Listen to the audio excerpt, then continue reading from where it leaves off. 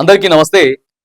సర్పంచ్ ఎన్నికలు అందరికి ఓలాగుంటే ఓ 10 మంది ఎమ్మెల్యేలకి, ఇక పార్టీ మారినటువంటి ఎమ్మెల్యేలకి మాత్రానికి చాలా సవాలుగా మారింది. మంచి పీక్ స్టేజ్లో వచ్చినాయి.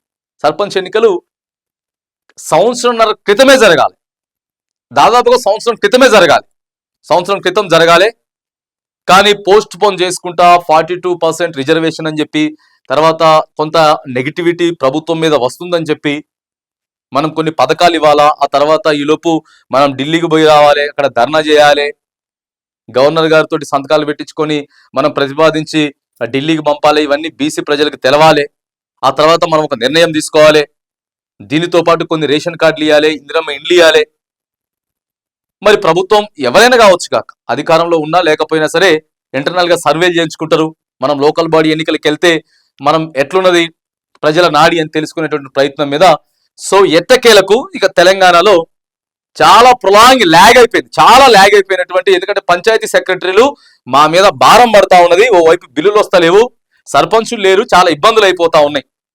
వీటన్నిటి నేపథ్యంలో ఇక ఊరించి పంచాయతీ ఎన్నికలు అయితే రెడీ అయిపోయినాయి.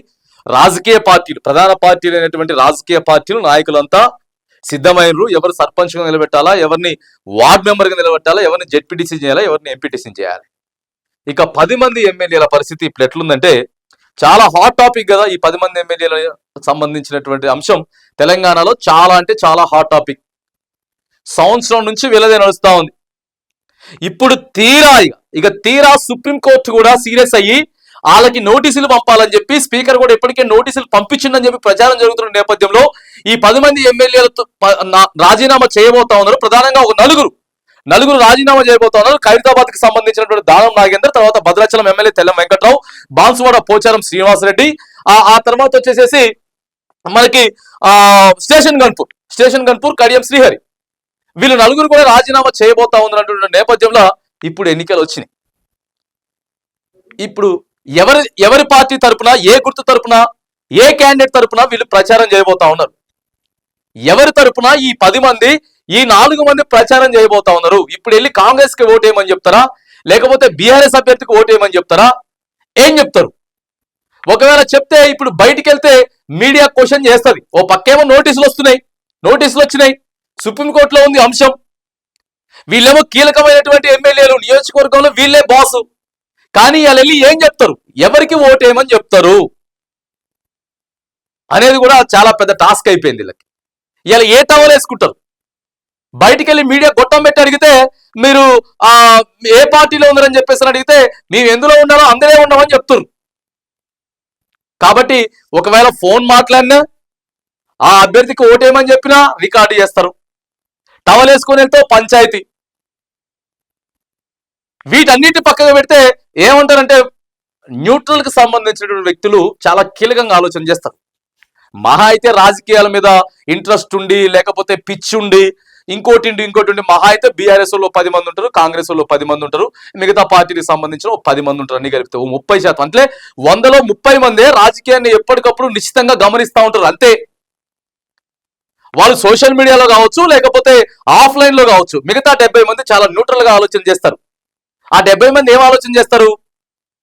గెలిపితే పార్టీ మారాలకు పోయింది కదా, ఏదో ఒకసారి ఎమ్మెల్యే గారు రమ్మనండి, ఎమ్మెల్యే గారు కనపడక చాలా రోజులు అవుతుంది, లేకపోతే ఎమ్మెల్యే గారినే వచ్చి కాంగ్రెస్ పార్టీకి ఓటేయమని చెప్పండి, లేకపోతే బీఆర్ఎస్ కి ఓటేయమని చెప్పండి. అదే మేము కారు పార్టీ మీద, కేసీఆర్ మీద అభిమానంతో ఓటేస్తే, ఎందుకంటే ఆయాలు కూడా కాంగ్రెస్ లో గెలిచి ఎవరెవరైతే బీఆర్ఎస్ లోకి పోయినరో ఆ రోజు కూడా అట్లనే మాట్లాడిండ్రు. ఓటరు ఆ రోజు కూడా అలాగే మాట్లాడిండు, ఈ రోజు కూడా ఇలాగే మాట్లాడిండు. కాబట్టి మరి ఇప్పుడు ఒక 40-45 రోజులు మొత్తం ఎన్నికల హడావిడే ఉండబోతా ఉంది. ఎన్నికలు 40-45 రోజులు కూడా కాదు, ఈ 45 రోజులు ఆ లోకల్ బాడీకి సంబంధించిన యాక్షన్ అయితే, తదనంతరం వెంటనే జూబ్లీహిల్స్ ఉప ఎన్నిక అయిపోతే, ఒకవేళ నిజంగానే అనుకున్నట్లు వస్తున్నటువంటి వార్తల్లో నిజంగుంటే ఈ 4 మంది ఎమ్మెల్యేలు కూడా రాజీనామా చేస్తే మళ్ళీ 4 నియోజకవర్గాలు కూడా ఎన్నికలు రావాలి. ఆడే ఎన్నికలు అయిపోయిన తర్వాత మళ్ళీ వెంటనే జిహెచ్ఎంసీ ఎన్నికలు కూడా జరగబోతా ఉన్నాయి. అంటే నాన్ స్టాప్ గా ఒక 6 నెలలు తెలంగాణలో మరి ఎన్నికలు జరగబోతా ఉన్నాయి. ఇప్పుడే పీక్ స్టేజ్ కి సంబంధించిన అంశం ఈ 4 మంది ఎమ్మెల్యేలు జరుగుతా ఉంది. ఈ 4 మంది 10 మంది ఏం చేస్తారు? వీళ్ళు ఏమైనా ఒక దొరికిరు అనుకోండి, తీసుకుపోయి బీఆర్ఎస్ వాళ్ళు మళ్ళీ సుప్రీంకోర్టులో చేస్తారు. ఎందుకంటే ఈ 4 మంది, ఎందుకంటే దానం నాగేంద్ర గారు ఇక్కడ ఎంపీగా పోటీ చేసిండు డైరెక్ట్ కాంగ్రెస్ పార్టీ బీఫామ్ తీసుకొని. అదే ఇవాళ బీఆర్ఎస్ కష్టంగా మారింది. కడియం శ్రీహరి వాళ్ళ కూతురు ఎంపీగా పోటీ చేస్తే ఆయన ప్రచారం చేసిండు. ఇవన్నీ బీఆర్ఎస్ క్యాచ్ చేసుకున్నది. కాబట్టి లోకల్ బాడీ ఎన్నికలలో ప్రశాంతంగా వెళ్ళి ప్రజలతో మాట్లాడి ఓటు వేయాలని చెప్పేసి అడిగే విషయంలో కావచ్చు గాక ఎక్కడ కూడా ఈ 10 మందికి పెద్దగా ఛాన్స్ లేదు. కాబట్టి ఈ లోకల్ బాడీ ఎన్నికలే రేపు మళ్ళీ ఎమ్మెల్యే క్యాండిడేట్ డిసైడ్ చేసే అవకాశాలు కూడా ఉంటాయి.